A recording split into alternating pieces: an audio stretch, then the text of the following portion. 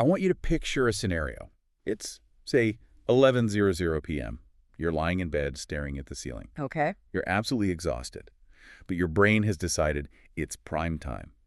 You're replaying a conversation from 3 hours ago. You're analyzing a weird tone in a text message. Or maybe you're thinking about that side project you've been meaning to start for, I don't know, 3 years. It's the universal struggle. It really is. It's that nagging feeling that if you just think about it a little bit longer, you'll somehow unlock the perfect answer. And we wear it like a badge of honor sometimes. Right. We say, oh, I'm just a perfectionist, or I'm very analytical. Right. But today we're diving into a source that suggests this habit isn't a sign of being smart or careful.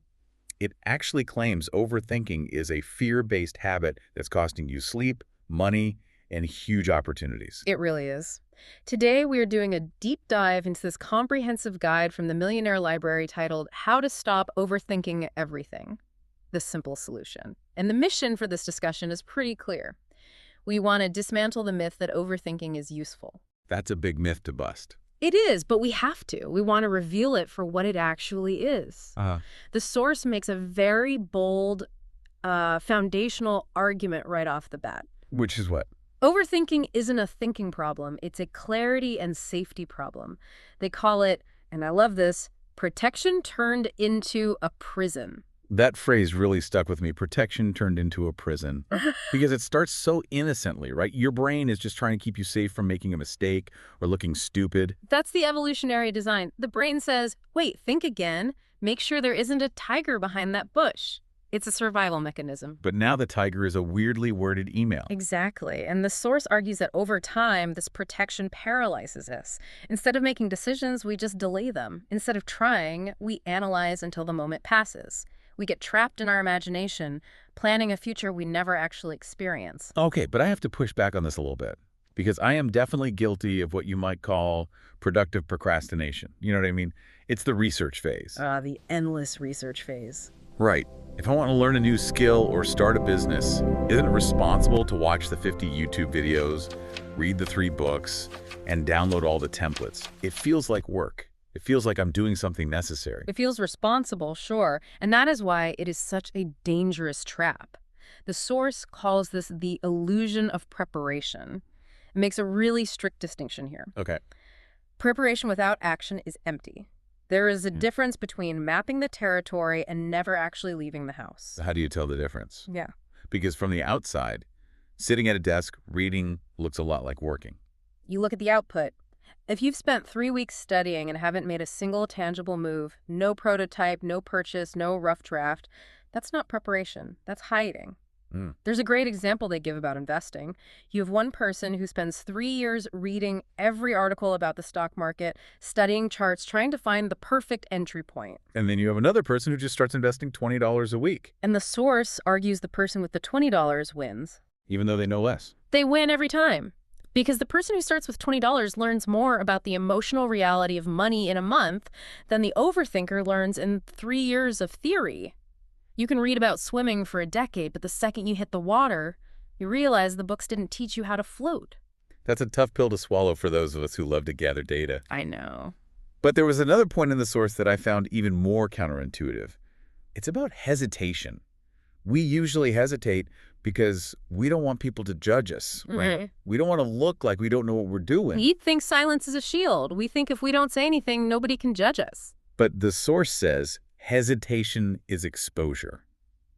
What does that even mean? This is where it gets fascinating.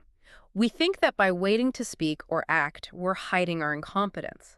But the source argues that people notice the silence and the lack of confidence much more than they would ever notice a messy first attempt. How so? Because people are intuitive. They don't just judge what you do, they judge how long it takes you to do it. If you're in a meeting and someone asks a question and you sit there searching for the perfect words for 10 seconds... You look uncertain. You look lost. Exactly. So by trying to avoid looking stupid, you actually signal that you're unsure of yourself. You signal that you don't trust your own judgment. Wow. The quote from the material is powerful. You aren't afraid of doing the wrong thing. You're afraid of people watching you do the wrong thing. It's not the mistake, it's the embarrassment. It's the embarrassment. But overthinking doesn't protect you from judgment. It actually creates the conditions for it. So we've got this mechanism that's supposed to protect us, but it's actually exposing us. And to fix it, the source suggests we have to name the enemy. We can't just say, I'm anxious. We have to get specific. Vague fear controls you. Specific fear is manageable. If you just feel uneasy, well, you can't solve that. So the source identifies three main places where this fear hides. The first is the fear of failure. Which is so ironic because, as we just established, by not choosing, you're guaranteeing the failure you were trying to avoid. Real failure isn't choosing wrong. Real failure is refusing to choose. That is the only way to guarantee you get nowhere. Then the second hiding spot is the fear of judgment. This is about giving authority to invisible critics. I love that term. Mm-hmm. But isn't it valid? I mean, if I launch a podcast or a blog, real people might actually criticize it. It's not imaginary. The criticism might be real, but the authority you give it is imaginary. You have to ask yourself, who exactly are you afraid of? Yeah. Often you'll realize you are scared of the opinions of people whose lives don't even improve yours. High school acquaintances, random internet commenters. You're letting your potential be controlled by people who won't live with the consequences of your choices. That's a really liberating realization. If they aren't paying my bills or living my life, why do they get a vote? Exactly. And the third one is fear of loss. This is deep. It's the fear that if you choose X, you lose Y. The mind tries to protect what it has, comfort, pride, familiarity, even if what it has is actually small, boring, or, even painful. Like staying in a job you hate because you're afraid of losing the security, Yeah. even though that security is making you miserable. It's clinging to mediocrity because it's known. And I think that fear of losing your status or looking foolish is amplified by about 1,000,000% because of where we live our lives now. You mean online? I do. We aren't just judging ourselves in a vacuum. We're constantly feeding what the source calls the comparison trap. Oh man, the scroll of doom. It is the fuel that keeps the mind spinning. The source puts it this way. You are comparing your behind-the-scenes struggles with someone else's highlight reel. That's the classic social media problem, isn't it? It is, but think about the mechanical effect that it has on overthinking. You see someone launch a business and succeed instantly, or so it seems. You don't see the 9 failed ideas, the debt, the sleepless nights. You just see the trophy. You just see the trophy. And because you compare your messy reality to their polished outcome, you feel behind. You feel like you're failing before you even start. And that feeling of being behind creates this fake race in our heads. It creates a race that doesn't exist. There is no scoreboard. And the source suggests an actionable shift here. Yeah. The only fair comparison is between who you are today and who you were yesterday. That is the only data set that is accurate. Anything else is just fiction. So we've looked at the mental side, the fears, the comparison. But here is where the source took a turn that I really didn't expect. It argues that overthinking is often a physical problem, not a mental one. This is a critical insight that almost everyone misses. We try to solve overthinking with more thinking. We try to logic our way out of anxiety. But the source argues that the body often dictates the mind. There was a line. You're not overthinking, you're underbreathing. It sounds like a bumper sticker, but is there actual science there? Oh, there is legitimate physiology here. It's about the feedback loop between your diaphragm and your brain, specifically the vagus nerve. When you are stressed or you're focusing hard on a screen, you tend to take short, shallow breaths. Or you just hold your breath entirely. I think I'm doing it right now, actually. We all do. But that shallow breathing increases the level of carbon dioxide in your blood and physically signals to your vagus nerve that you are under threat. Your body effectively tells your brain, we are in danger. So my brain thinks there's a tiger in the room, but actually I'm just holding my breath reading an email. Precisely. And when your brain thinks there's a tiger, it shuts down the prefrontal cortex, the part responsible for logic and calm planning, and ramps up the amygdala, the fear center. So you can't think straight. You cannot access your smart brain when your body is in fight or flight mode. That explains why when I'm tired or hungry, everything feels like a catastrophe. A tired mind cannot think clearly. So sometimes the solution to a spiral of overthinking isn't some new strategy or a self-help book. It's a glass of water, a walk, or 8 hours of sleep. You have to hack the body to unlock the mind. And that connects to the environment, too. The source talks about how our surroundings think for us. We absorb our environment. If you are constantly surrounded by noise, notifications, news, clutter, your thoughts can never finish. You have all these open loops in your brain, which leads to mental clutter. And it's not just noise, right? It's the people, too. Stagnation is contagious. If you are around people who act as if taking a risk is dangerous, your brain normalizes that fear. Silence is instruction, the source says. You need to curate an environment where clarity can actually grow. Okay, let's get tactical. The source provides what it calls the peace formula. It's a 5-step process to replace chaos with clarity. Step 1 seems almost too simple. Choose the simplest next step. Not the smartest step, not the biggest step, the simplest. This is all about narrowing your focus. Give me an example. If I'm overthinking starting a podcast, what's the simplest step? It's not write a whole season script. It's open a voice memo and record your voice for 30 seconds. That's it. It's too small to fail at. It cuts through the noise because it's too small to fail at. Exactly. Step 2 involves one of my favorite productivity concepts, Parkinson's Law. Give decisions a deadline. Yes. Decisions lose value if they arrive too late. High achievers decide deadlines for thinking. They say, I will think about this until Friday at noon. At 12:01, I act on whatever information I have. So if I need to buy a coffee machine, and I've been researching for a week, You give yourself 20 minutes. If you haven't decided by minute 21, you buy the first one on your list, period. You force the closure. You don't need certainty. You need commitment. I love that. Step 3 is decide outcomes, not methods. This feels like a GPS analogy waiting to happen. It is the GPS rule. When you plug a destination into Google Maps, you're rigid about where you're going. You don't say, take me somewhere near Chicago. You pick a specific address. But if there's a traffic jam, the GPS changes the route. Exactly. And it doesn't have an identity crisis about it. It just recalculates. Overthinkers get obsessed with the route. They think if they have to change their method, they've failed.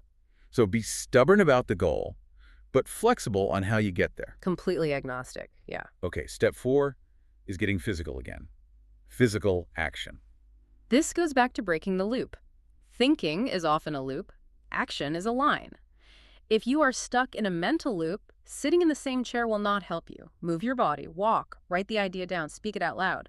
Physical movement forces the brain to process information differently. And finally, step 5, emotional neutrality. This one sounds hard. Don't judge the decision while making it. It's so hard, but you have to treat it as an exploration, not an execution.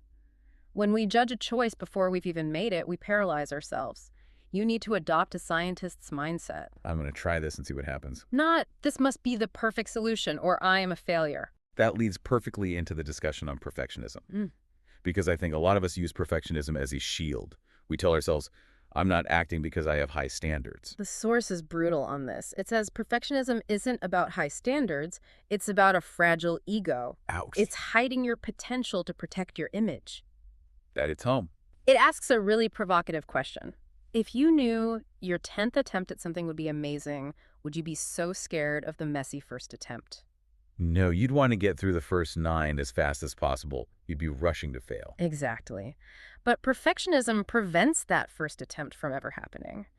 We have to realize that imperfection is the doorway to mastery. You cannot get to the 10th attempt without the first. So we need to shift from being perfect to being decisive. The source introduces a mental model for speed here that I think is really practical. The difference between reversible and irreversible decisions. This is a game changer for speed. Most decisions we stress over sending an email, buying a product, trying a new hobby are reversible. If it goes wrong, you can fix it. And those should be made fast. The source says 30 seconds to 30 minutes. That's it. And we treat them like they're life or death. We spend days agonizing over a font choice. Right. Irreversible decisions like having a child, selling a company, moving to a new country where you don't speak the language, those deserve time, but only when the body is calm. The problem is we mix them up. We treat reversible decisions with irreversible weight. Another thing that keeps us stuck is waiting to feel ready. We think, I'll do it when I'm motivated. That is the biggest lie of overthinking. The myth that motivation leads to action, the source flips it. Action creates motivation. You act first and the data and confidence come after. It's the concept of microactions, right? Yes. Make the action so small, 5 minutes, 2 sentences, that the brain doesn't have time to freeze. You just sneak past the fear. And once you're in motion, it's so much easier to stay in motion. It seems the overarching theme here is that certainty is a luxury we can't afford to wait for. Certainty is a result of action, not a prerequisite for it. You will never know for sure until you do it. The source puts it beautifully. Overthinking is not a sign of intelligence. It's a sign of unused intelligence. Unused intelligence. That is a haunting phrase. It really is. It reminds us that the world rewards those who execute, not those who just know. You can be the smartest person in the room, But if you never ship the work, never make the call, never take the risk, that intelligence just stays trapped inside your head. We've covered a lot of ground today, from the trap of productive procrastination and the biological triggers of anxiety, all the way to the peace formula and the need to embrace that messy first attempt. And if there is one thing to take away, it's that you have to treat life as a series of experiments rather than a final exam. You aren't being graded on every single choice. You are just collecting data to make the next choice better. I love that. So for everyone listening, stop researching, stop planning the perfect approach. Just take the simplest next step. And if you find yourself freezing up again, remember the source's final challenge to us. It's a question that really shifts your perspective on regret and fear. If you could choose differently later, would you be less afraid to choose now? Most of the time, the answer is yes. You can choose differently later, so choose now. Thanks for diving in with us. We'll see you on the next one.